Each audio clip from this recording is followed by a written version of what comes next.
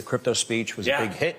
And I know a lot of smart people love crypto. I know some smart people actually have reservations about it. Sure. For our audience, can you just kind of make the case for crypto and people who have, concerns and quite frankly don't even understand it? There are a lot of folks out there. I know a lot of people own it, but yeah, of course. So look, I'm an owner of Bitcoin here, but I'm also the vice president of the United States. So I want to be careful, but I think the core value proposition of cryptocurrency is that it's a way of transacting and a way of storing value in a modern digital age. Look, 100 years ago, if you wanted to go and buy something, you put a dollar bill on the table, you put a gold coin on the table. The value proposition of Bitcoin is that it can serve the same function, but in a digital age, a way that's secure, that's safer from fraud, that allows people to buy and sell and store value, but in a way that's consistent with the modern technological age that we live in. Now, having said that, I fully accept there are risks to all of these things. There are always risks in new technologies.